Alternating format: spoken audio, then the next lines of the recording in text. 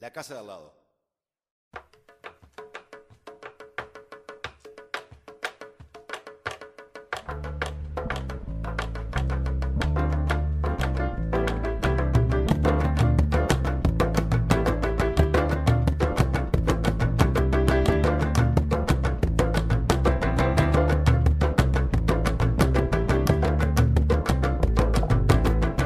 No hay tiempo, no hay hora, no hay reloj. No hay antes, ni luego, ni tal vez. No hay lejos, ni viejo, ni jamás. Bueno, buenas noches compañeros, vamos a empezar. Este es el nuevo encuentro del ciclo de perspectivas en el que intentamos exponer un poco algunas claves de la perspectiva que nosotros tomamos para pensar la sociedad y la militancia socialista, sobre todo aquellas que tienen más distancia o más diferencia con las dominantes dentro de la izquierda, ni hablar con las dominantes dentro de la sociedad, ¿no? Y por unos debates que tuvimos, sobre todo con los compañeros del SICAR, un grupo de compañeros que se referencian en la obra de Íñigo Carrera,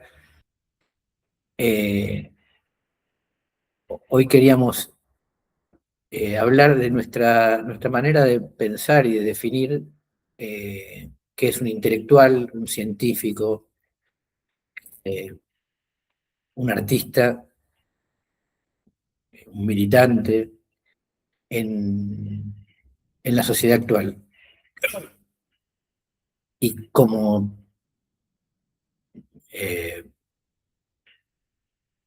podrán darse cuenta, estos términos, incluso podrían nombrar algunos más, definen a actores sociales que a veces se solapan, a veces se diferencian, a veces una palabra, un término puede designar a personas distintas o varios términos en la misma persona, inclusive universitario, también hemos tenido en debate en algunas de estas conversaciones, y nos parecía que además no eran cuestiones ociosas, marginales de definir, sino algo que por las características de las propuestas de la izquierda y, y de las respuestas que da también el campo burgués a la situación actual, tanto apropiándose o denestándolo, esta cuestión de intelectuales, científicos, artistas, personas de la cultura, militantes, valía la pena tratar de definirla y pensar en qué podemos apoyarnos de ello. En primer lugar, quería leerles una respuesta a la pregunta que le hacen que le hicieron en la revista Topía hace bastantes años, casi 10, a Horacio González, quizá el arquetipo de intelectual kirchnerista, peronista en los últimos 20 años, el gestor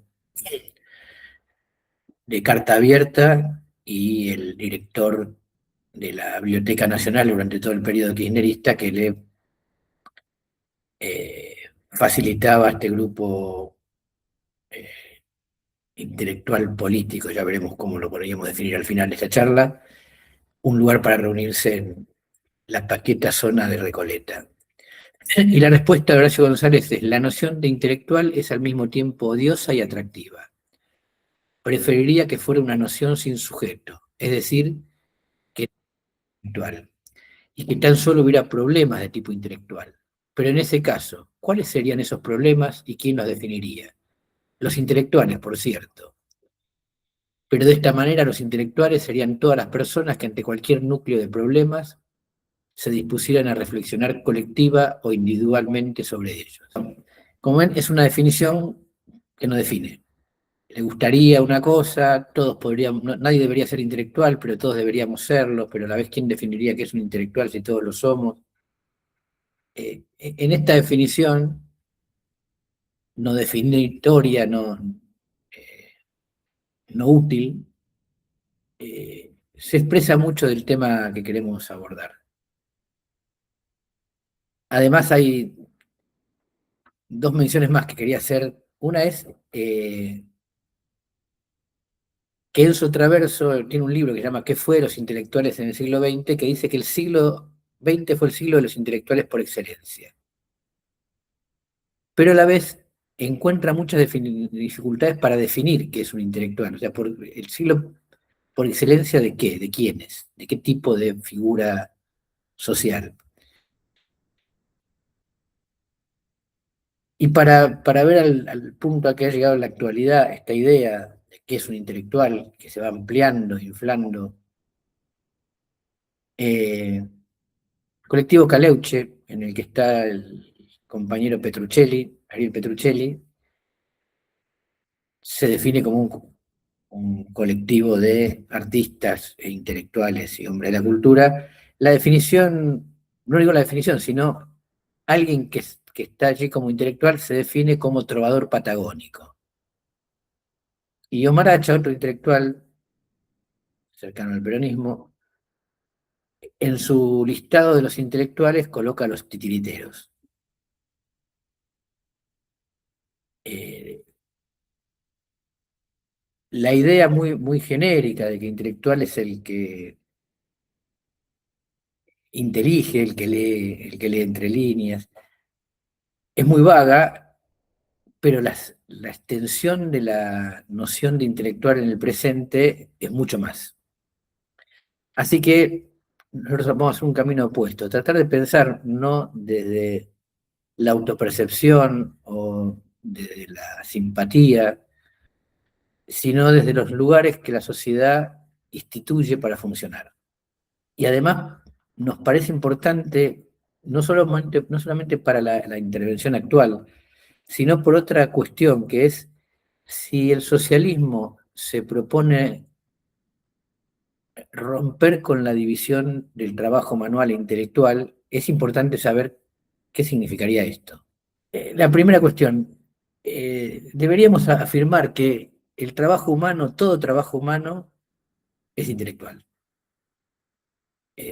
No existe un trabajo humano que sea puramente físico, por decirlo así, puramente manual, porque la característica que define el trabajo humano es ser una mediación y por lo tanto haber intervenido el cerebro en esa ortopedia que realiza el ser humano para modificar la naturaleza. De hecho, somos un animal bastante pobretón en capacidades y nuestra mayor atributo es este poder suplementarnos nuestro pobre físico con la inteligencia. ¿Cuánto hay de trabajo, cuánto hay de cerebro y cuánto hay de músculo, si queremos dividir así nuestro cuerpo, en cada actividad? Es algo muy variable y difícil de encontrar una manera de distinguir en el presente uno de otro. Los oficios, justamente, requieren de una gran destreza manual, pero esta destreza manual tiene que estar asociada con la concepción de esa tarea, que es una actividad intelectual, y con el aprendizaje, que es una actividad intelectual. Eh, y esto es muy importante porque, como vamos a ver, una de las eh, expropiaciones que realiza el capitalismo a los trabajadores no solamente es haber expropiado la propiedad a los que inicialmente tenían alguna propiedad, sino expropiar el saber hacer para colocarlo en la máquina.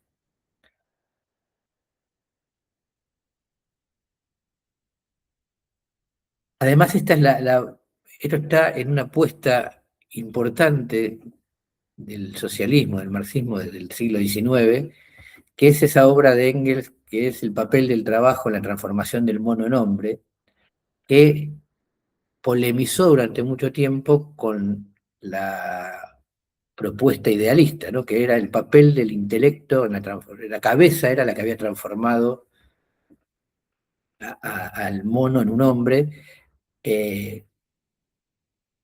pero está bastante probado que primero hay herramientas y después hay crecimiento de la caja craneal, y por lo tanto es el trabajo y el trabajo cooperativo, sobre todo no solo trabajos, el trabajo cooperativo, el que propició otras características corporales y la extensión de nuestra capacidad intelectual. Entonces, ¿a qué le llamamos intelectual? Nosotros pensábamos que lo intelectual se define por una tarea propia de la sociedad en su crecimiento, que es la organización de los seres humanos, ya no de la producción, sino de los propios seres humanos. Esta división no surge entonces de lo mental y lo muscular, sino de la transformación de la naturaleza, podríamos decir así, y la administración de las relaciones sociales.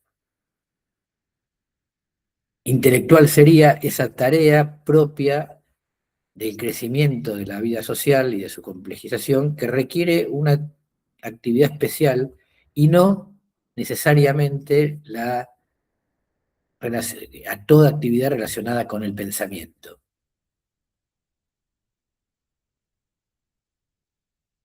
Y esta actividad, además, no solamente es propia del capitalismo. Captar de las clases no poseedoras algunas personas a las que hay que formar para la administración es algo que está claramente,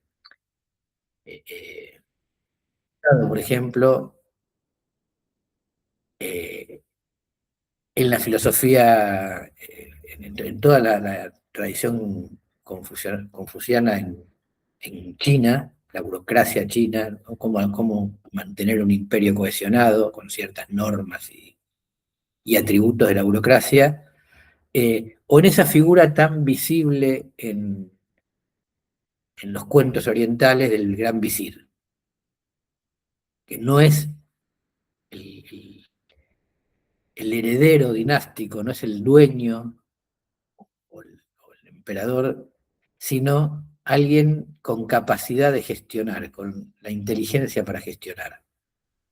En el mundo occidental esto tiene otra cara, mucho más cercana a la que nosotros conocemos, por una razón.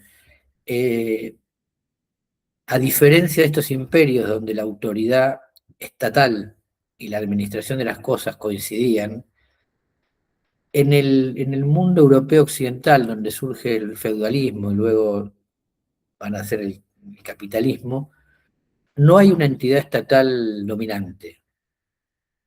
La entidad estatal dominante no existe y toda la fragmentación se ve unificada bajo el paraguas del cristianismo. Y no es casual que ya en el año 1100 el cristianismo cree, la Iglesia Católica cree, estas entidades formadoras de intelectuales, es decir, de administradores,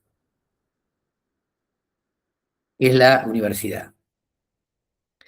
O sea, la universidad está ligada desde el comienzo al poder mucho más que a la ciencia en el sentido de conocimiento productivo, sí a las disciplinas propias de la administración del poder. Por eso son muy importantes la retórica, la teología, todo lo que se instituye en ese amplio paraguas del cristianismo para los reinos y condados y feudos que estaban bajo ella. Y esto para nosotros es importante porque cuando hoy hablamos de la universidad en crisis, también ahí están en disputa dos visiones de la universidad.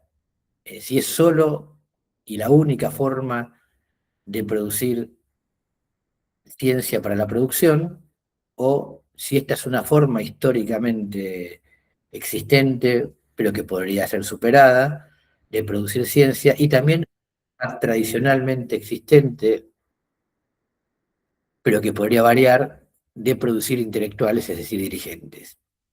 Entonces los intelectuales son los especialistas en la gestión de lo social, surgidos de la división entre dirección y ejecución, ejercen la dirección técnica, la de la producción en sí, la dirección política, la de conducir las organizaciones del Estado o no del Estado, y la moral es la de crear las ideas, crear, recrear, mejorar las ideas dominantes de la clase dominante.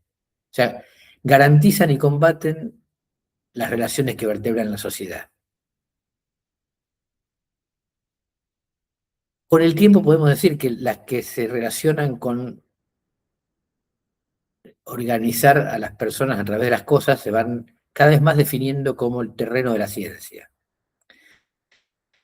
Y las otras que nombré, las que organizan a las personas a través de las ideas,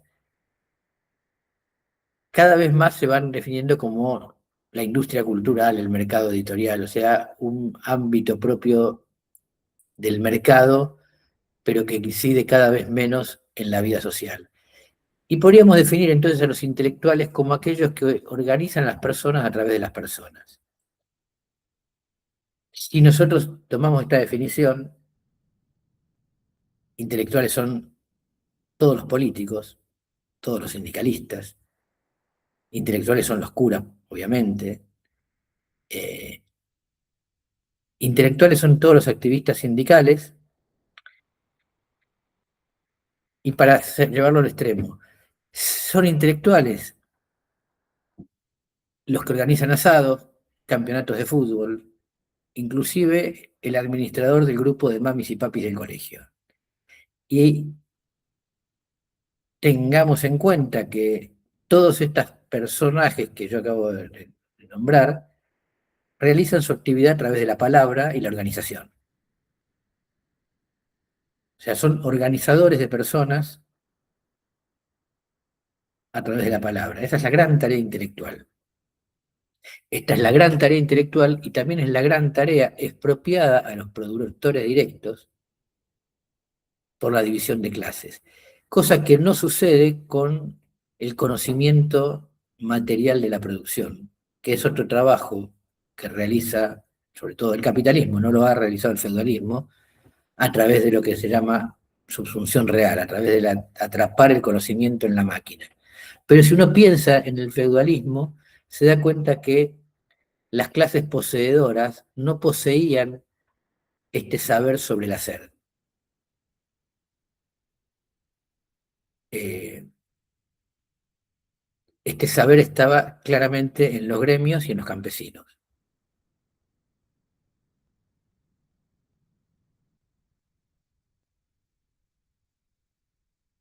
Si en la frase que mencioné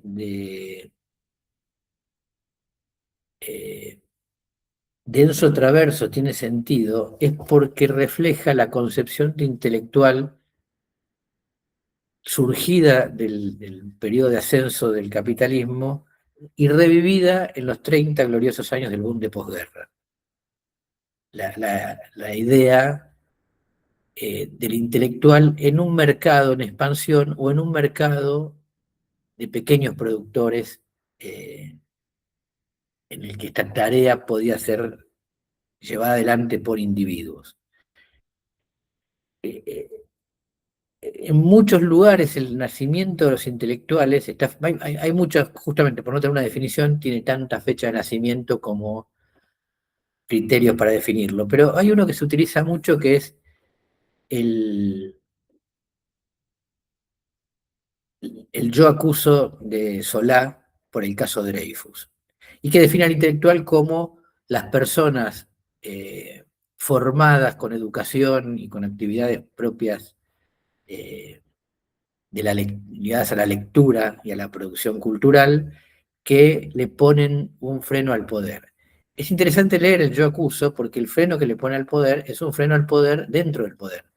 O sea, no es una rebelión contra el sistema, sino una defensa del sistema a través de la denuncia de sus abusos. O sea, Solá ni ninguno de los intelectuales quiere derribar a la República Francesa burguesa, sino que funcione realmente como una democracia burguesa. Eh, un par de décadas antes habían hablado peste de la Comuna de París los intelectuales.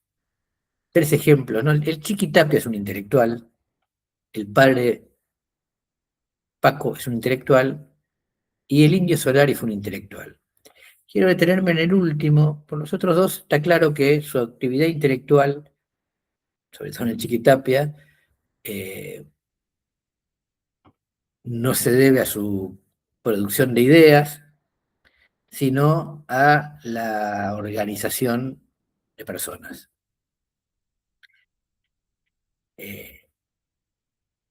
Pero en el caso del Indio Solari, justamente, es un buen ejemplo porque es un intelectual por, no por su poesía, no por sus ideas, sino porque al haber logrado la integración vertical de la organización Redonditos de Ricota, creó un modo de organización que es lo que tan dolorosamente se estaba realizando el duelo ayer. O sea, la misa ricotera, la movilización de miles de personas a distintos puntos del país, el evento, la vivencia de un evento organizado en este país de manera absolutamente original y sin eh, otros similares. Eh, Esta integración vertical, donde el mismo grupo que tocaba organizaba la actividad, y esa actividad organizada bajo tales coordenadas que creaba una experiencia única e irrepetible con respecto a otros grupos de rock, es lo realmente distintivo del dolor que expresaban muchísimas personas en estos días por su muerte. Y no es intelectual porque haya creado una corriente de opinión de tal o cual magnitud o sentido, sino por haber organizado a miles de personas para una experiencia única. Por eso uno percibía en algunos comentarios, hoy lo volví a escuchar, en, en boca de una dirigente peronista, pero lo escuché en estos días, lo escuché la reproducción en boca de Miriam Bregman, que era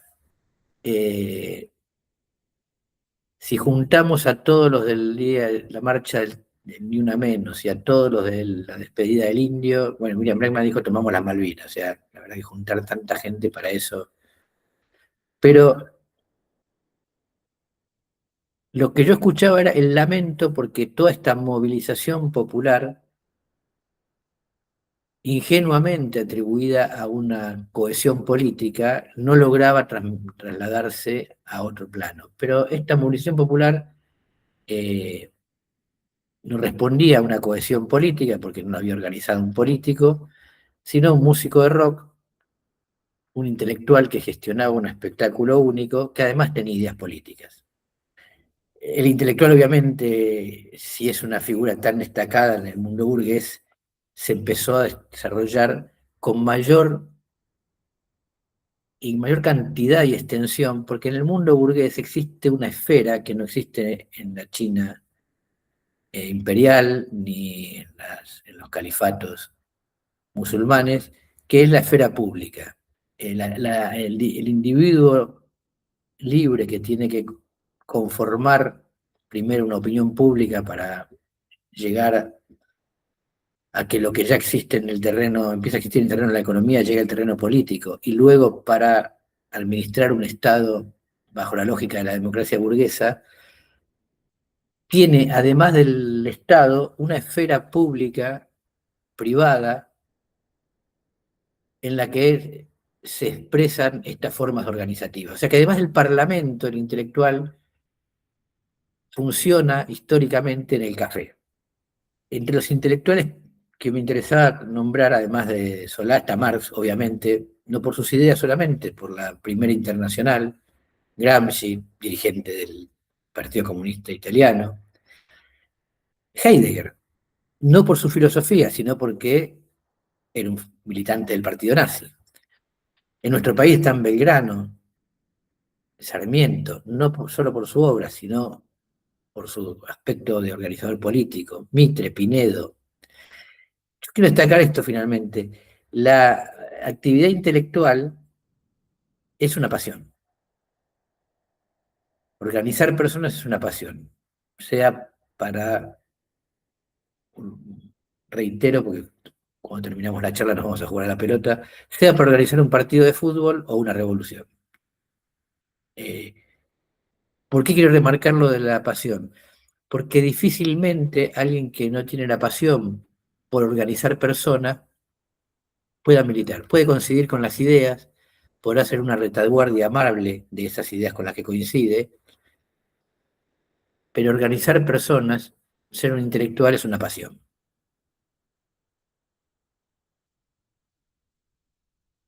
Por otro lado, el avance del conocimiento sobre las cosas va llevando que a esta figura tan reiterada de que desde el Renacimiento ya no hay hombres universales, o sea, hombres que reúnan gran parte del conocimiento universal. Y esto no es por la incapacidad de las personas que nacimos después del Renacimiento, sino porque el conocimiento se ha expandido de una manera tan gigantesca que ningún individuo humano es capaz de atrapar ni siquiera una parcialidad menor de esto. La especialización del conocimiento es una consecuencia de su expansión. Hay que pensar que, por ejemplo, Leonardo da Vinci, que era ingeniero, dibujante, anatomista, bueno, sí, pero no existía el cálculo diferencial e integral. Un alumno de segundo grado, de segundo año de la industrial, sabe más matemática que Leonardo da Vinci. Entonces, ahora surgen unas figuras nuevas que son personajes especializados en el saber sobre una rama del mundo real, en un conocimiento que tiene que ser probado y estandarizado, porque esas son las condiciones para producir mercancías. El mercado requiere ciencia, pero la ciencia tiene que responder a las condiciones del mercado, y esta gran expansión de la ciencia no, no es lo mismo que la expansión de la esfera intelectual. Los científicos rara vez son intelectuales, aunque esta combinación parezca tan natural, pensado desde la función social, no tienen mucha cercanía.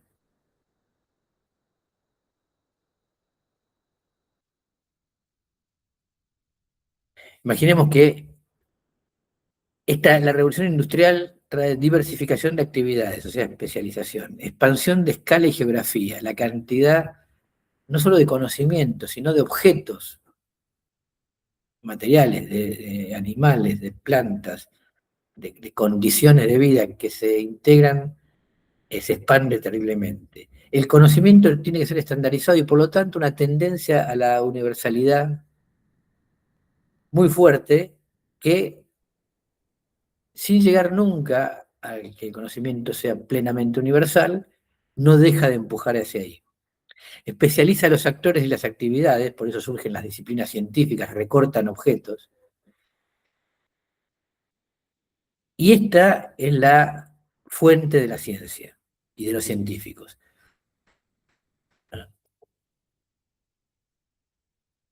Con este desarrollo surgen varios procesos simultáneos que es necesario señalar. Uno es que se expande mucho la producción y las condiciones de producción, pero a la vez con el tiempo estas condiciones de producción que están en los trabajadores surgen en los trabajadores y van a ser expropiadas por la máquina. Así que el trabajador va a generar un conocimiento histórico, general y social, pero ese conocimiento histórico, general y social va a ir a parar a las máquinas. No automáticamente. Hay una mediación entre el conocimiento histórico, general y social de la clase trabajadora y la máquina. Esa porción de los propios trabajadores que fabrican las máquinas. Esa porción que inicialmente no era proletarizada, sino independiente, los emprendedores como los inventores de las máquinas de vapor y todos los inventores del siglo 17, 18, 19 inclusive, pero que progresivamente esta capa de inventores, de ingenieros, se va dividiendo entre los que se transforman en patrones, como Edison, y los que se transforman en trabajadores asalariados que fabrican máquinas. Hoy en día la mayor parte de los científicos son proletarios, o sea, trabajan por un salario que puede ser mejor o peor de acuerdo al costo de producción de esa capacidad, pero que son asalariados. Estos son los científicos. No se definen por el título universitario, porque muchos no lo han sido, y porque muchos títulos universitarios no llegan a ser incorporados a la expansión de la productividad.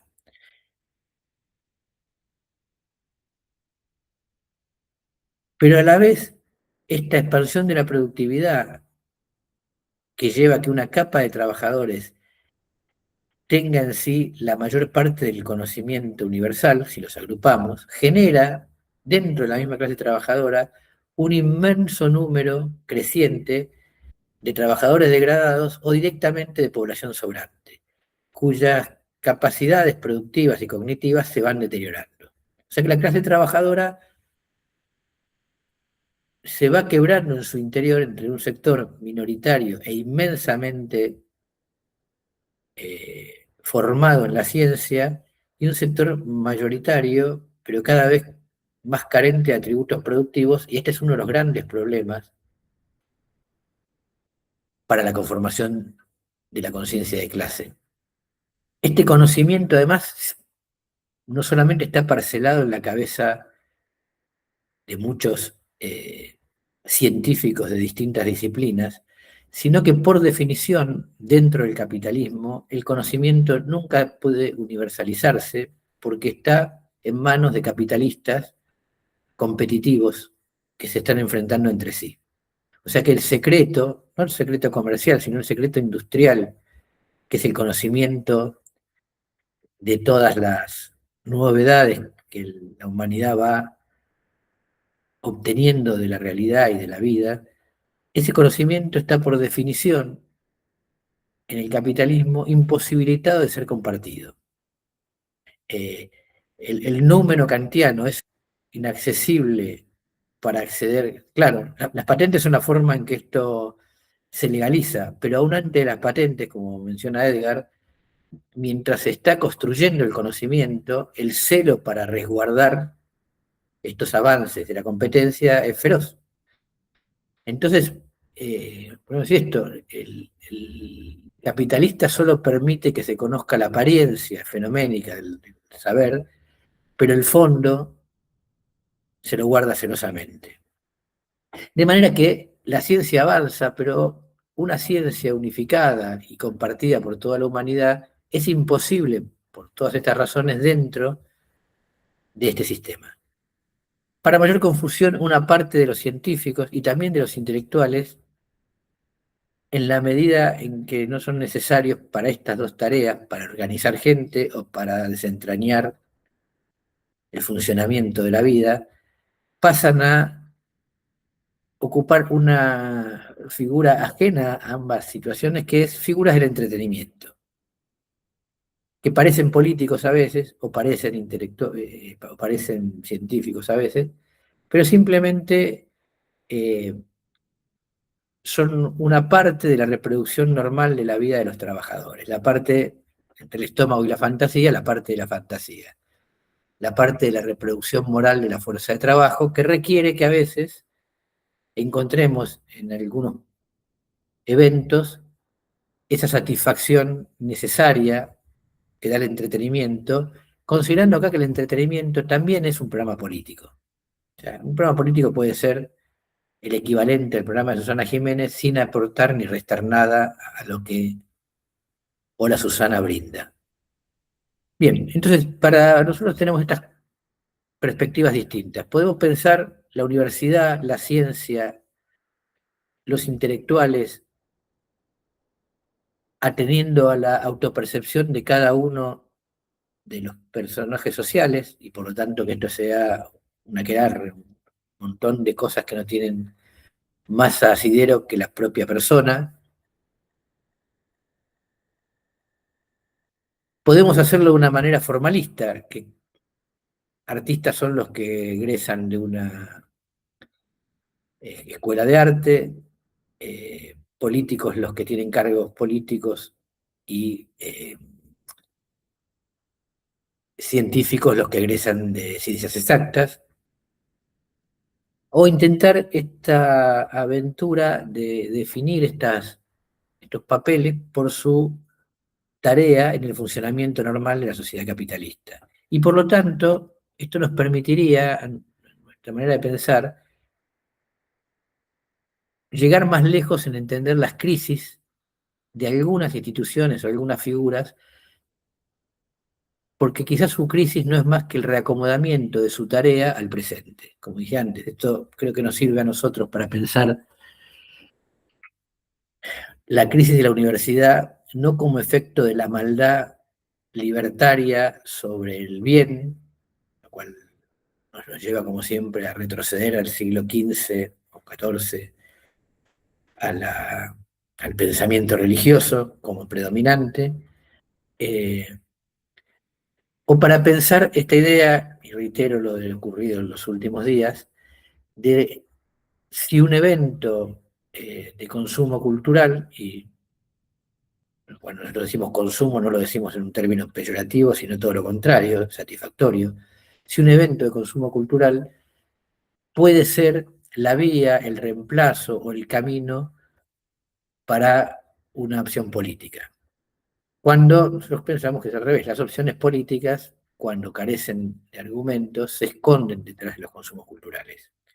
Bien, espero que mi posición no haya sido demasiado larga ni demasiado confusa y me callo y abrimos el debate. No, me llamó poderosamente la atención una idea que me parece fuerte, ¿no? La disociación, en otras palabras tal vez, entre trabajadores con mucho conocimiento técnico dentro del funcionamiento del capitalismo y otros cada vez menos, más ignorantes y embrutecidos, y el camino y esa disociación hace más difícil la toma de conciencia. Desde esa perspectiva, yo creo que vos no lo dijiste de una manera tan fatalista, porque si fuese así no habría posibilidad de revolución alguna, ¿no? Pero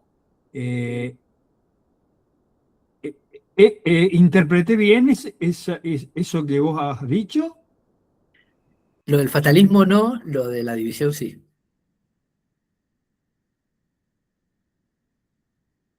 Bueno, yo siempre tengo la tendencia a verla, a leerla y escuchar las cosas en esos términos catastrofistas y fatalistas, ¿no?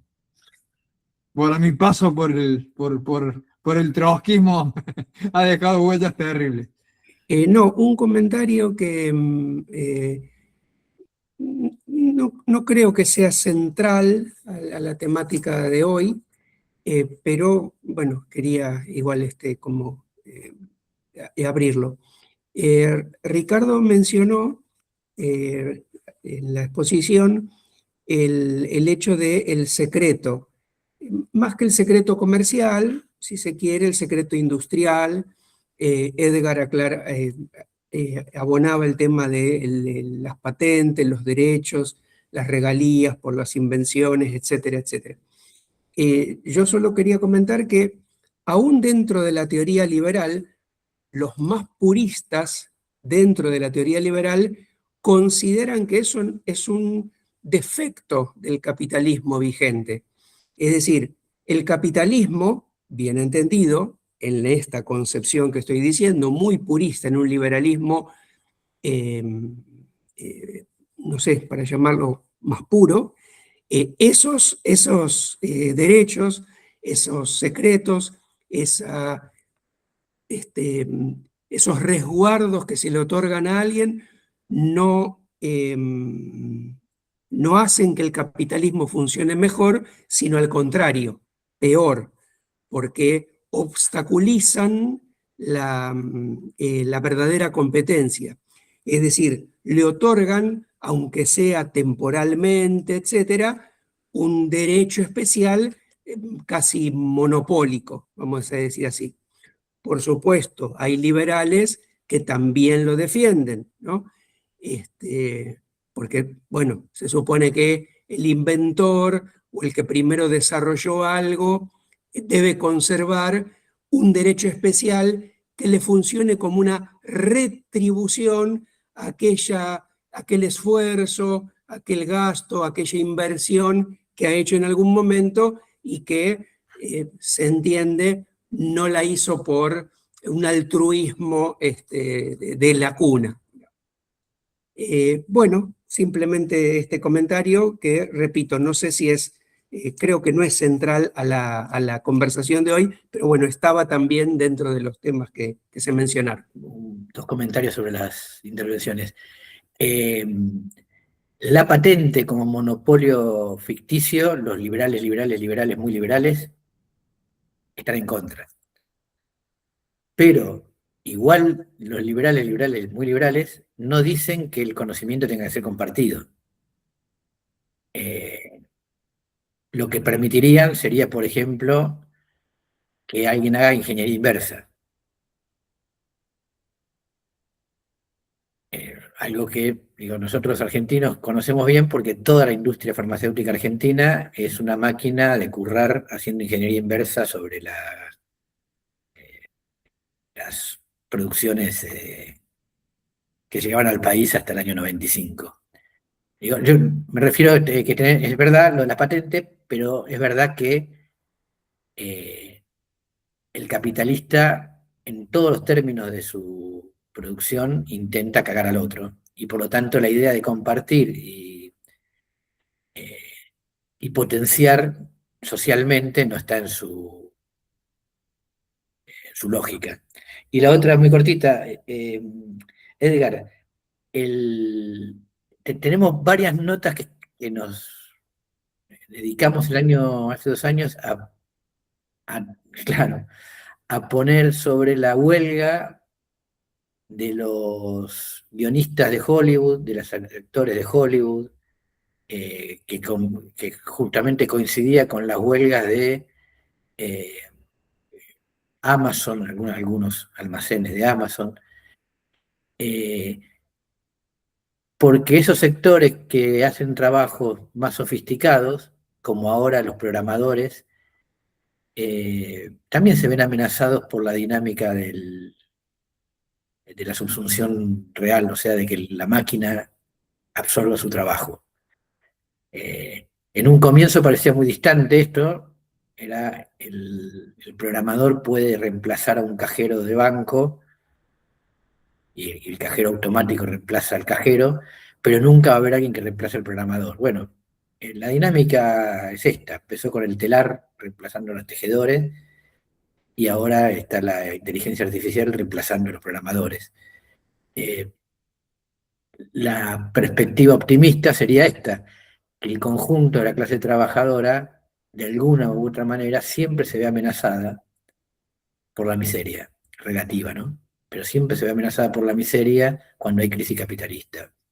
Buenas tardes. Bueno, no sé cómo empezar. Un poco voy a tomar lo que dijo Ricardo con respecto sobre el tema de las patentes. Yo pensaba siempre los burgueses, las industrias del laboratorio, los burgueses en sí, nacional, internacional, se pisan la sábana entre ellos, ¿no? O sea, siempre van a estar regulándose, pero no porque, por decir si el mercado se lo exige, no, porque están compitiendo entre ellos, o sea, entre fantasmas se pisan la sábana. Y un poco eso. Y segundo, con el tema de que yo me hacía una pregunta, ¿en qué lugar quedó la clase trabajadora con conciencia de clase trabajadora, que no es lo mismo la clase trabajadora en sí, porque toda clase, todo movimiento, todos los trabajadores no tienen conciencia de clase, tienen conciencia corporativista, el país se saca trabajando, el que madruga Dios lo ayuda, no sé, o sea, hay un sector grande de la población que no tiene conciencia de clase. Tal vez por ahí tenga una conciencia social, porque tengo una conciencia empática sobre cuando le golpean a un jubilado, qué bárbaro, pero no tiene una conciencia de clase, y eso tiene que ver también, yo me pregunto, ¿no? Si lo cultural, digamos, tiene que ver con formar la conciencia también de clase. ¿En qué lugar, digamos, la conciencia de clase trabajadora, el trabajador con conciencia de clase, qué lugar está ocupando en el capitalismo? Esa es mi pregunta. ¿Por qué digo esto?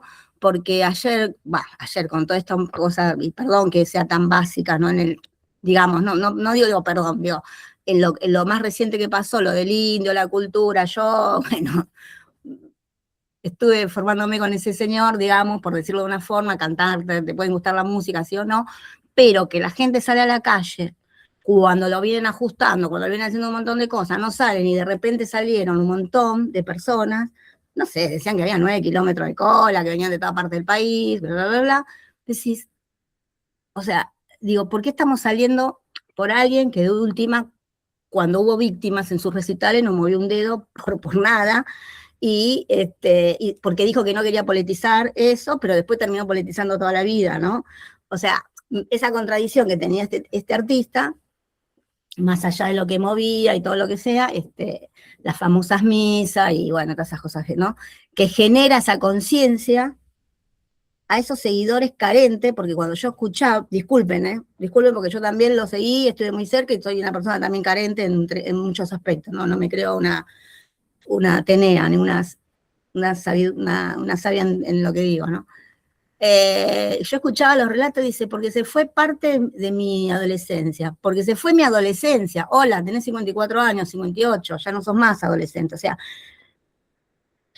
sea, vuelvo a tomar esto, me preocupa mucho la conciencia de clase trabajadora, incluso los que tenemos conciencia de clase trabajadora, que está al nivel muy finito a perderse cada vez más, por más que hagamos taller y que estemos, porque el capitalismo está intentando todo el tiempo fortalecer la idea, así sea una oposición, como en el caso de la gente que seguía la música, que iba a ver, pasó con Maradona, pasó con Bonavena también en un periodo, ¿no? Los ídolos, qué sé yo. Bueno, pero también las etapas eran diferentes. A lo que vuelvo a tomar esto. Lo que quiero decir, que justo me perdí porque digo, también veo las publicidades, que tiene que ver también cómo el capitalismo trata de intentar meternos todo el tiempo fichas y fortalecer la idea, que es un asco la publicidad, porque yo digo que es un asco porque la veo desde el lado, ¿no? El que le gusta el fútbol lo respeto totalmente. Por ejemplo, pasan la propaganda no sé de quién y dice, hay un montón de países haciendo un coro de que no vuelva a ganar Argentina, que esto, que lo otro, y después salen todos los argentinos y la voz en off que dice, al país más intenso, la Argentina, o sea, que la conciencia de clase es que somos un país intenso. ¿Intenso para qué? O sea, ¿en qué sentido? No sé, digo, yo estoy mal y estoy yendo, o sea, no sé, me siento un pez nadando en la orilla de la playa, porque ni siquiera estoy dentro del mar, ¿no? O sea, ¿y por qué digo que estoy a la orilla de la playa? Porque estoy dentro del sistema capitalista donde mi conciencia de clase está siendo atacada todo el tiempo de todos lados, y por más que uno pueda leer Marx o lo que sea, y uno desconcienta todo eso, pero digo, ¿cómo está todo el tiempo? Entonces me pregunta, pero la gente no, la gente esto. Y claro, si vos que estás preparándote, o que estudiás, o que militaste, o fuiste un ex militante, o lo que sea, ves la situación, y la ves, a veces la ves muy poquito, porque yo incluso he visto por acá que siempre insisten con hacer un programa y hacer esto y lo otro. Hola, ¿qué están diciendo? Entonces yo me pregunto, ¿cómo le vamos a decir al grueso de las personas, al grueso de los trabajadores, cómo no se van a ver afectados cuando se muere un ídolo? Porque perdieron todo, un poco lo que... no hay un vacío político, el capitalismo tiene un vacío político, que hoy es más fácil hacer un Twitter, retuitear, el presidente retuitea, porque ni siquiera se molestan en pensarlo, ¿entendés? Van a la inteligencia artificial, hacer una redacción, o sea, es tremendo. Entonces, obvio que es mucho más facilitador generar una conciencia vacía que una conciencia de clase trabajadora. Y eso es un trabajo bastante, es como empujar un carro sin rueda, pero no hay que esperar la esperanza, se puede empujar igual. Nada, eso. Pensaba que lo que nos comentaste hoy en tu charla, que puede servir como una clave también para pensar la frase de Marx, que siempre me resultó enigmática, de las ideas de una época son las ideas de la clase dominante, ¿viste?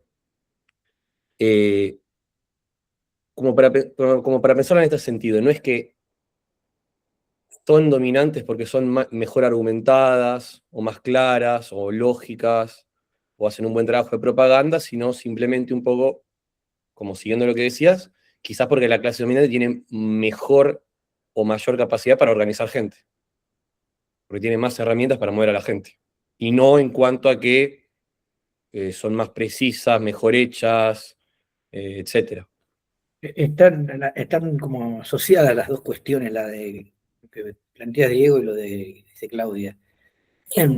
Las ideas de la clase dominante son las ideas de un momento social porque uno vive eso. O sea, la idea de que cuando yo no tengo trabajo, el trabajo me lo da el patrón, es una experiencia real a la que yo tengo que desmistificar, desentrañar, eh, un sentido oculto que es que la riqueza la produce el trabajo y no, pero la realidad inmediata es que yo no tengo trabajo y si ese señor que es el dueño me dice sí, tengo trabajo. Y esa idea funciona porque funciona acorde con la vida real. Hasta que esa vida real no se trastoca en una crisis, es natural pensar que el patrón me da trabajo y yo se lo pido a él. Es una idea fuerte en la vivencia. Por eso la idea de la conciencia de clase tiene que ser vista como un logro y no como algo natural. No hay razón para que un trabajador tenga conciencia de que es una clase social. Cuando nace, es un individuo de una sociedad, de una nación, es argentino o chileno, no es trabajador. Y a esto hay que sumarle algo más. La conciencia de clase, bien entendida, no podría durar. La conciencia de clase individual, sí. No podría, ¿qué dijiste, Ricardo? Claro, durar, porque yo Ah, no puede ser que una clase trabajadora tenga conciencia de clase para sentirse clase explotada y oprimida y jodida, pero diga, bueno, ahora sabemos que son malos. Es un evento de la dinámica social, no de la cabeza. Hay conciencia de clase cuando una clase social intenta derrocar a la clase explotadora, no cuando vota, porque votar un partido de izquierda es todavía creer que el sistema jurídico nos va a respetar las intenciones. O sea, la conciencia de clase, la conciencia no solamente de la explotación, sino del marco institucional y de las fuerzas represivas, la conciencia de todo esto es un momento. Pasado ese momento, o ganaron o perdimos. Todas las últimas 2 o 3 notas que publicamos, esto, conciencia de clase no es cultura de izquierda. Cultura de izquierda es una manera de pensarse de izquierda dentro del capitalismo, realizando rituales y teniendo una serie de cuestiones culturales propias de la izquierda dentro del capitalismo. Y ahí voy al velorio del indio. Obvio, para mucha gente que esta expresión artística marcó parte de su vida, esto es doloroso. No hay mucho más que eso. El problema es creer que esto tiene un contenido político, popular, y que esto expresa una rebelión. Bueno, ahí nos fuimos a la sobreinterpretación. Ahora, es natural que nuestra vida está poblada de sentido y sensibilidad, nos guste o no. Así que aquello que nos marcó cierta etapa y que fue atractivo, interesante, importante, perderlo nos va a doler. Perderlo de muchas maneras, porque probablemente muchos de los que estaban en esa despedida por cuestiones de salud y de edad, hacía años que no iban a un pogo por miedo a descoyuntarse la cadera, pero recién percibieron la pérdida, y además hace mucho tiempo que el indio no puede tocar ni cantar, con la muerte, como suele pasar. Bien, es un evento popular del ámbito de la cultura, el disfrute y el entretenimiento. Los intelectuales intentan organizar alrededor de esto otra cosa. Los intelectuales burgueses, bueno, esa es una tarea intelectual. Organizar alrededor de esto, ¿no? Ferraresi, el intendente de Avellaneda, ese es un intelectual. Armó en su partido, en su distrito, una movida alrededor del indio para que pudieran ir los dirigentes peronistas a tratar de aprovechar esto políticamente. Es un intelectual, organizó gente. La vivencia de los que iban ahí es dolor y no hay mucho que darle vuelta, y habrá quien le gusta más y quien le gusta menos lo que hizo, lo que no hizo. Y como en todos los textos sobre cultura que venimos diciendo, que el indio sea peronista no cambia nada de que uno pueda disfrutar de su música, de la misma manera que la lógica formal la aplicamos aunque Aristóteles era esclavista. Eso, no, no. Pero la conciencia de clase es esto que se construye laboriosamente y amparado en ciertas condiciones para que en algún momento la misma ola que surfea la conciencia de clase nos lleve a otro lugar. Sin la ola nunca puede ser masiva, y si es masiva, tiene que aprovechar la ola. Hoy, como planteamos en el plenario, no estamos en ese momento de masividad. Estamos en el momento de no perder compañeros y de tener más claridad para interpretar la realidad cada vez. Y una cuestión, y la publicidad, como todo lo que queremos ver, lo bueno o malo de la publicidad tenemos que medirlo en relación al éxito de lo que se propone. Es buena si vende, no es buena si no vende. En general, la apelación al sentimiento es un buen recurso para vender, así que eso es buena.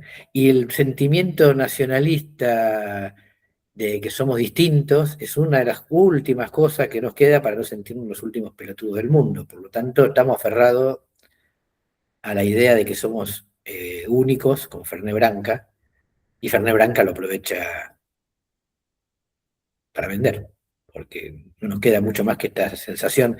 No somos los mejores, no vivimos bien, no tenemos futuro, pero somos distintos. Bueno, ese sentimiento del que está aferrado el argentino promedio permite vender Fernet. Es una buena publicidad, me parece. Igual insisto, si nadie va a decir nada de que dije que el Chiquitapia es un intelectual, sospecho que... Me pareció, o sea, además de esa provocación de Sadutat, me pareció graciosa también, interesante la otra de todo militante es un poco un intelectual, en tanto que organiza otros seres humanos, y en cambio el científico que está solo en casa trabajando la célula de no sé qué cosa, no es un intelectual, a pesar de que tiene todas las bibliotecas de biología y química Sí, encima, lo que sea. exactamente.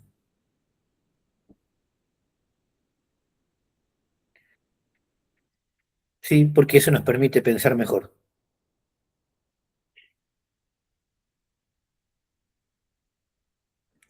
Sí, o sea, pierde un poco de utilidad la noción de intelectual, como tal. Hay gente que hace cosas en la vida social y nada más. Y gente que trabaja en ciencia. No, no, Diego, no pierde porque hay gente que hace cosas en la vida social, hay un montón, pero gente que organiza gente en la vida social, no. Y para la militancia esto es fundamental porque es un debate que tenemos, por ejemplo, con SICAR o con R&R. No es la calidad de los argumentos la que transforma a alguien no intelectual en intelectual.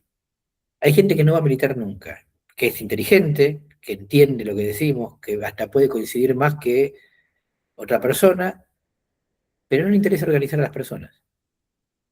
Y sin esa pasión, toda su coincidencia con las ideas socialistas es formal, está bárbaro y es buenísimo, y esto en el 76 estas personas salvaron montones de vidas, porque muchos de los militantes activos, de los intelectuales, de los activistas, se refugiaron en casas de simpatizantes que al no ser activos no estaban quemados y podían guardarlos, prestarles una quinta, ayudarlos, llevarlos en auto a algún lado. O sea, esa retaguardia inactiva funcionó, fue crucial en el 76, o en el 73 en Chile, o el 73 en Uruguay, fue crucial. Y los sobrevivientes suelen contar cómo alguien les dio una mano. Pero desde el punto de vista de construir una organización, no todos son intelectuales. Por eso, siempre decimos, los activistas son los activistas. Es la gente que cuando ve esta oportunidad de hacer algo, se entusiasma y le gusta y se queda. Después está lo que sucede, lo que los filósofos postestructuralistas franceses tanto les impacta, que es el acontecimiento. Ese momento en que la organización arrastra a los desorganizados. El momento en que una situación puntual empuja un montón de personas atrás de algo. Pero alguien tuvo que convocar, alguien tuvo que organizar, y ese grupo de los intelectuales es mucho más persistente y estable que el grupo de los acontecimentales. Si no, no pasa. Entonces, saber distinguir intelectuales de simpatizantes con las ideas es como saber distinguir militantes políticos de librepensadores. El que dice ideas, a ver qué pasa, y que, bueno, sus ideas van y llegan a algún lugar y ahí quedan. Que el que para organizar gente necesita nutrirse de ideas. Por eso decía que el administrador del grupo de papis y mamis, además, tiene que hablar. No es solo armar el grupo, sino hablar. Usar algunos argumentos para que los que están ahí activen para un lado o para otro. El otro día hablábamos con Hugo, y seguramente Ale tiene la misma experiencia, y Germán, los que han hecho actividad sindical. En un momento como este, un intelectual organiza algo. Un partido de fútbol, un desayuno para festejar los cumpleaños, eh, una compra comunitaria, no sé, algo colectivo para juntar gente. Es una actividad intelectual, no científica. Y al científico no lo mido por eso, sino por su capacidad de intervenir sobre lo real. Puede estar solito. Es más, en general suelen estar solitos. Es colectivo, pero solitario. No, solo una pregunta a modo de confirmación. Entonces, lo intelectual necesariamente es colectivo, en oposición a lo científico como privado, como personal. Esa es, no sé si se puede decir así, es una pregunta, básicamente. Desde esta manera de pensarlo, sí, lo intelectual no es una cantidad de libros leídos, sino una vocación por organizar a las personas, y lo científico no es tampoco solitario, sino es una relación con la productividad, centralmente, porque es importante, esta conversación la tuvimos con algunos compañeros. ¿Qué es lo que define la ciencia? Es un efecto de la vocación del capital por aumentar el dominio de la naturaleza, la productividad, la acumulación de riqueza, o es ganas de saber porque sí. El empuje brutal que tiene la ciencia desde la aparición de la burguesía, ¿es efecto de la competencia y la acumulación, o de un carácter adosado, pero no necesario de la burguesía por el saber. Bueno, para nosotros la ciencia es esto, es ese efecto que produce en el conocimiento, que tiende a ser universalizable, para ser estandarizable, competitivo, productivo, en todos los ámbitos del saber. Si es eso, el saber más o menos no es la definición de científico, aunque uno conozca y lea sobre una disciplina científica. Sí, yo creo que también nos aclara también nos aclara que eso que se entiende habitualmente por intelectual, como tipo muy culto, formado, tiene que ver con todo esto que decimos precisamente porque es alguien que usa toda esa formación para salir a hablar en el espacio público y querer mover gente, influenciar, y no solo para su propia, no sé, su propio conocimiento. Sí, pero también nos permite algo que suena chicanero, pero que nos parece que la función social es importante.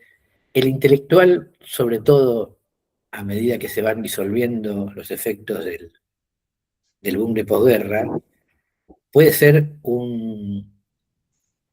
el iniciador de una movida o puede ser un personaje farandulesco.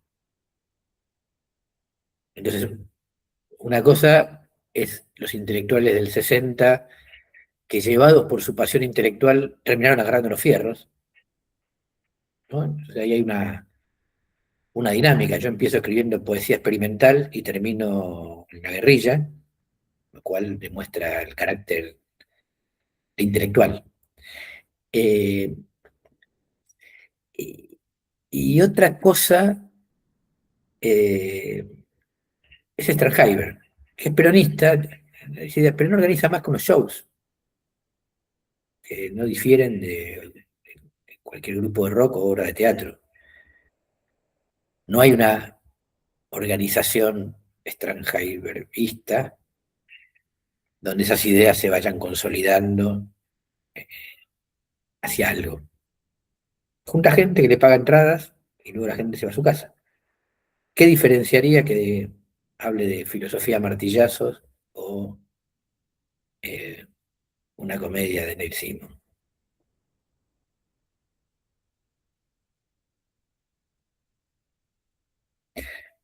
Esta idea a nosotros nos sirve para no pelearnos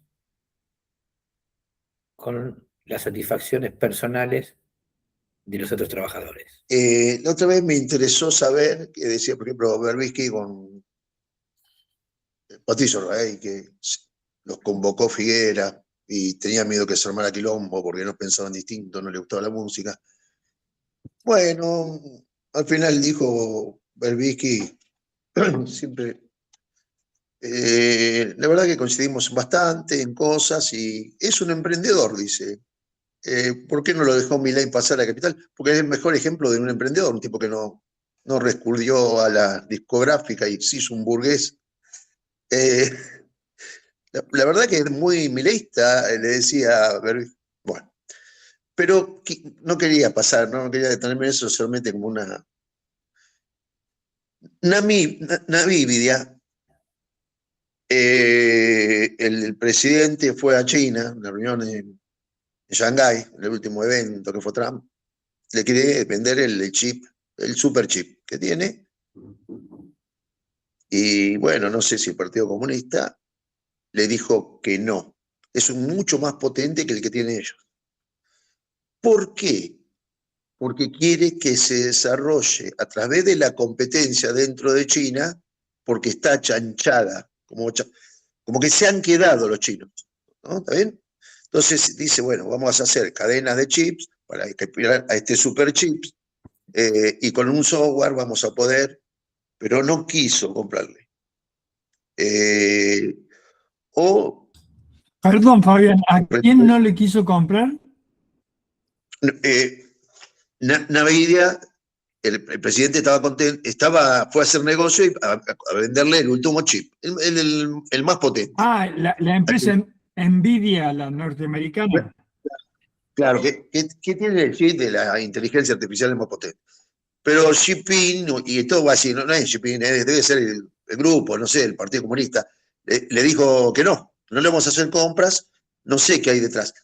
pero sospechan de que está medio achanchado la economía china, como que con competencia, que si se esfuerzan los chinos, van a poder lograrlo conectarnos en el año 30, algo así. Eso me llamó la atención, no sé si será así. Eso, ¿me entendés? Fabián, no logro hacer ¿cómo lo asociaste con lo que estamos hablando esto? Con los intelectuales y con los científicos. Claro, porque, a ver, es como si te le harían vamos a poner que venga una sociedad socialista, y que la gente se raja y no se inventa nada más, que no tiene, por mejoramiento de la vida, por mejoramiento de la salud, la invención, ¿me entendés? Eso es lo que yo te decía. ¿Me entendés lo que te quiero decir? Que únicamente con un capitalismo vas a tener desarrollo por la competitividad. No sé por qué. Yo tampoco. Que es el más allá del socialismo, ¿no? Un comentario, pregunta. En relación a lo que mencionaste hace un poquito sobre este intelectual, filósofo, Darío Stanraiser. Si entiendo bien, entiendo que lo llamamos intelectual porque, bueno, fundamentalmente, aunque todo trabajador, todo el que hace algo usa las manos y el cerebro, entendemos que podemos llamar al intelectual al que usa más el cerebro que las manos, si eso fuera posible medirlo de alguna forma, ¿no? Pero lo mencionaste como alguien que no contribuye al grupo en el cual él pareciera estar adscripto, ¿no? O participando. Como que más bien aprovecha la circunstancia en la que está y tiene, para decirlo de alguna forma sencilla, como un negocio propio. En ese sentido, podemos decir que habría una diferenciación entre el intelectual y el intelectual orgánico, y entonces él no sería un intelectual orgánico del peronismo, para decirlo de alguna forma. Si no estamos muy errados en lo que estamos diciendo y esta manera de pensar, él no sería un intelectual, sería un showman. Sobre todo además porque eso de si usa más el cerebro que las manos, en el caso de él, no está comprobado. Pero digo, es un showman. No, y por algo que vos marcaste que me parece fundamental, porque no es alguien que intenta intervenir, sino que aprovecha la movida. Él fue al Canal Encuentro, igual que Piña, igual que un montón, no a transformar el Canal Encuentro, sino que los que ya habían decidido transformar el Canal Encuentro llevaron una serie de personajes que dijeran y trabajaran de hacer lo que, como decían, de contribuir a la confusión general. Pero a mí me parece difícil distinguir, o sea, la palabra intelectual le daría, aún en los términos que no usamos nosotros, demasiado vuelo. Y lo que hace es más un show. De hecho, en el caso de Stelheimer es categórico porque hace shows. Así que no es que quiero chicanear, sino que hace shows. Es una tarea que realiza con sistematicidad. No llegué preparado para la charla, pero solo un ejemplo personal. Yo a fin del año pasado había organizado una choripaneada. Venimos jugando al fútbol todos los jueves y todos tenían ganas, entonces dijimos, bueno, hagamos una choripaneada y lleva un tiempo, un esfuerzo, juntar todas las tareas que requiere llevar a hacer, conseguir el parrillero, alquilar, reservar, juntar la plata, etc. Como había salido lindo, nos gustó. Por primera vez yo estuve hace 3 años en ese lugar y como que queda un recuerdo de un momento colectivo de nada, que nos afianza como compañeros, qué sé yo, estuvo bueno.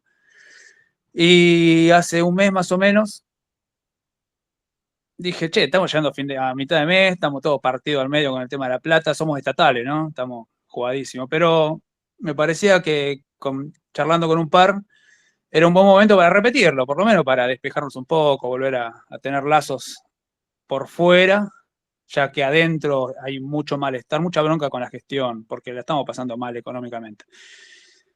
¿Qué pasó? A mí, justamente a mí, me atravesó lo del indio y me partió al medio. Me partió al medio. Lo estamos organizando para el viernes, este que viene ahora. Y bueno, me golpeó mucho lo del indio. ¿Qué pasó hoy lunes? Que me vuelvo a reencontrar. Ya mis compañeros ya sabían que estaba completamente mal anímicamente. Y surgieron un par de compañeros que empiezan a me decir, che, loco, escúchame, yo me voy a tal lugar, yo consigo los choripanes, consigo los ganchos y empiezo a hacer esta movida y consigo no sé qué cosa. Hoy, hace un ratito, trato de terminar de hablar con la cancha y bueno, la cancha donde hacemos la choripaneada me sacó cagando, se la reservaron a otro, lo planteé en el grupo y hay un par que me dicen, escuchame, hay un quincho ahí dentro del edificio. Si es necesario, hay un par que se postularon para hablar con UPCN y mañana van a ver si hablan con el sindicato para que hagan la movida y nos den para lograr hacer esta tarea. Y eso te iba a preguntar, esto de si vos lo propones como esto, los intelectuales los que llevan adelante la práctica, la organización, digamos, esto, tratar de que otras personas lleven adelante tareas, para decirlo así de manera más sencilla. No vine preparado para la charla, pero se puede decir que es una cosa dinámica en la sociedad, no es algo estático, no es que hay un intelectual y nace intelectual y se muere intelectual, sino son sectores que de manera dinámica pueden estar hoy tomando esta tarea y en otro momento no tomando esa tarea. Hay otro que le está reemplazando. Eso era más que nada, porque me acuerdo cuando hablábamos mucho de la vanguardia, bueno, en otros momentos, en otra militancia, vanguardia, retaguardia, pero bueno, como que eran conceptos donde, según el momento histórico, podía ir cambiando esto. Exactamente, Germán, es eso, porque tenemos que definir esto de alguna manera. La idea de saber más nos mete en un terreno de examinadores universitarios, ¿no? ¿Quién es intelectual? ¿Cuántos libros leyó? Está bien, eso es una parte importante. Esos libros que leyó sirven para organizar, no sirven para organizar, organiza bien o mal, lo usa bien o mal. En cambio, este criterio nos permite pensar que la vida social no es solamente el Estado imponiendo relaciones sociales a los individuos, sino también un sinfín de actividades organizadas por todos lados que se pueden definir de diferente manera. No porque uno siempre sea el organizador, a veces se cansa, a veces como le toca un mal día, a veces descubre que otros le pueden hacer la segunda y esto ya es muy positivo. A veces te pasa como a Bergoglio, empezás siendo un cura de barrio y dinámico. La mayor parte, independientemente de lo que tengan en su cabeza, la mayor parte de los funcionarios selectivos que llegan lejos no saben si lo van a hacer, ni cómo. Lo que sí está claro que nunca son personas que ideas, hacen algo más. Y los que se quedan en las ideas, bueno, pueden ser historiadores, escritores, showman, pero ¿por qué ponerles el nombre intelectual que a nosotros nos complicaría para saber cómo nos sirve esta figura? La misma bolsa muchas cosas. En cambio, la idea de organizar gente pone en el primer plano algo muy complicado que vos acabas de mencionar. Es muy difícil organizar cosas. Los compañeros agregaron a la figura del intelectual, pensarlo como más colectivo y público y grupal que una figura individual y privada. Germán agregó pensarlo más como una función que como una característica de un individuo, que es el intelectual. No, intelectual es más bien una función, la función organizadora. Estamos tratando de darle un significado político a la palabra intelectual, no un significado general y abstracto que le quepa simplemente a aquellas personas que se dedican a estudiar o a leer o a dar charlas. Porque la división entre trabajo manual y trabajo intelectual, supongo que al comienzo en la charla se habrá mencionado, es más bien metafórica. No hay ningún trabajo que sea estrictamente mental, sin cuerpo, como si eso fuera posible, ni tampoco ningún trabajo corporal que no tenga mente, que no tenga alguna labor del intelecto para realizar las acciones. Pensar que trabajo intelectual y trabajo manual son divisiones estrictas supone que existe un dualismo alma-cuerpo, y ese dualismo no existe. No hay mano sin cabeza ni cabeza sin mano.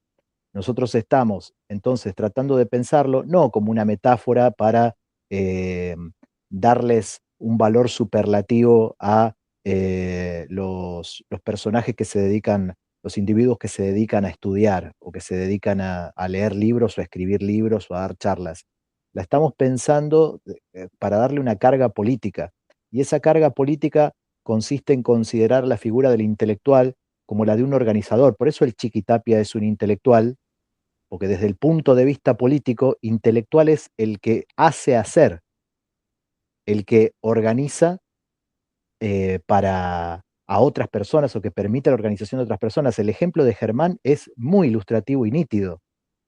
¿Quién puede decir que hay más actividad cerebral estudiando la fenomenología del espíritu de Hegel que tratando de resolver todos los problemas implicados en el ejemplo que dio Germán de armar una choripaneada mientras se murió uno de tus ídolos de la adolescencia?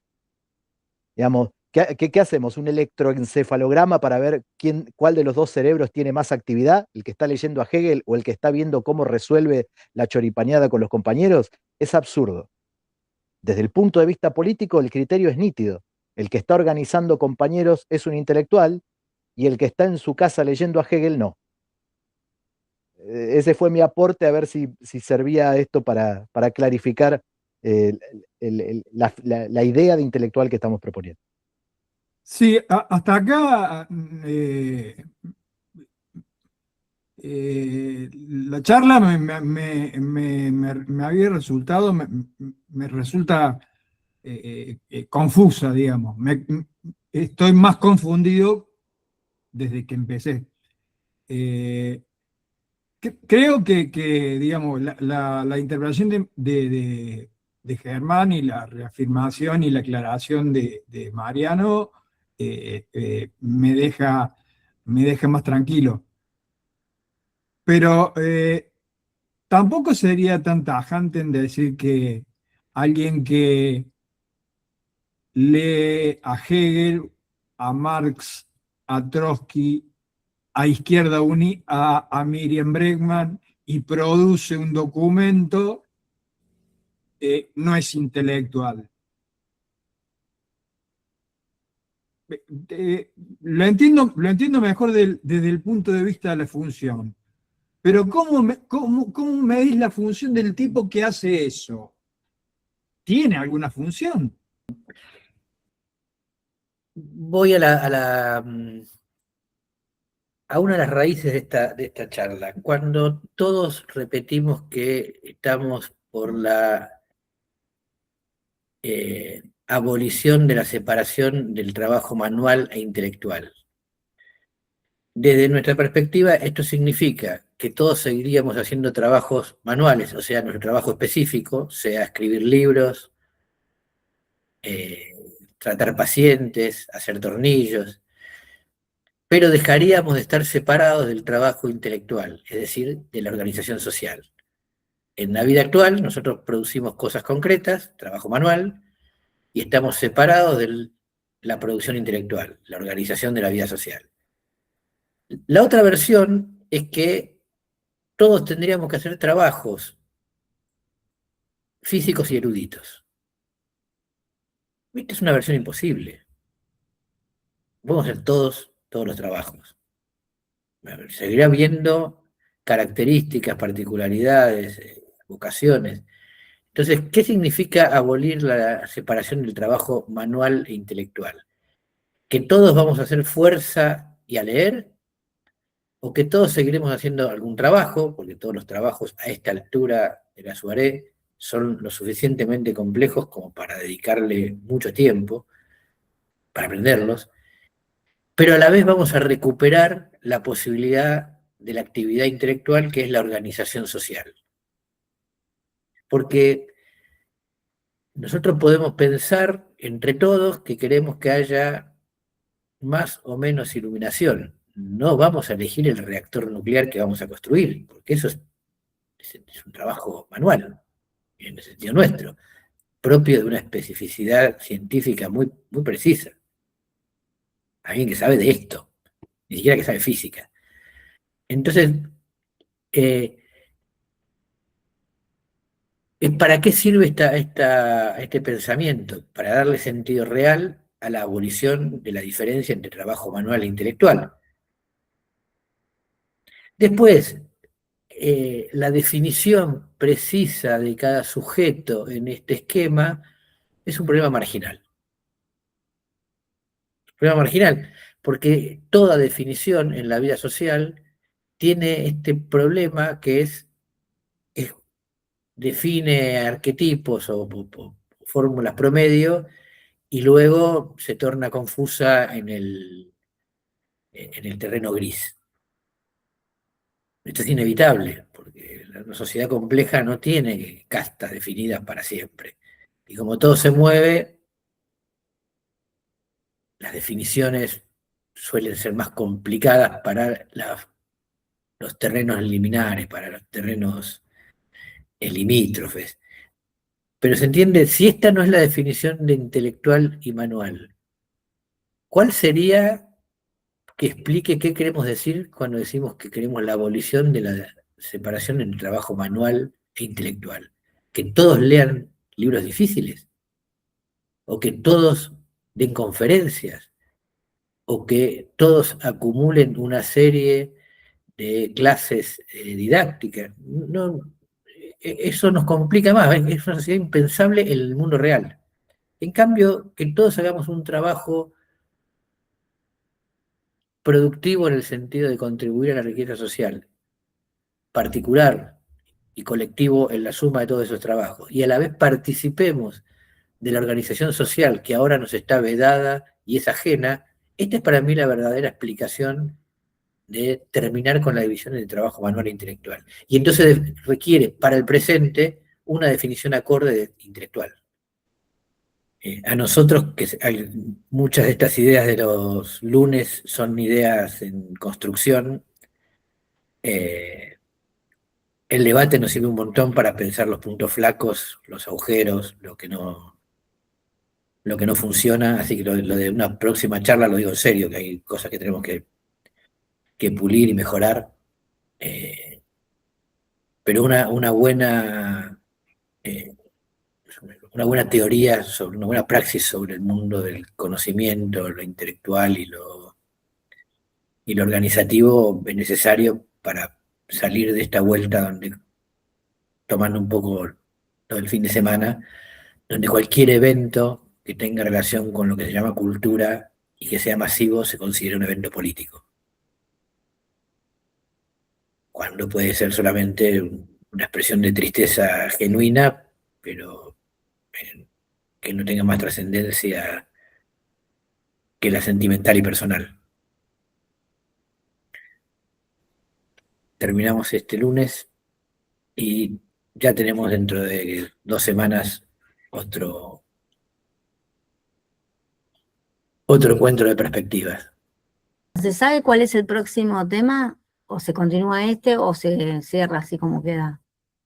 El próximo tema, espera, que ahora tengo Violencia. Violencia, ¿viste? Violencia Rivas. Violencia. También vamos a... Pensé que era un chiste, perdón. Violencia es mentir. Y a la sentencia.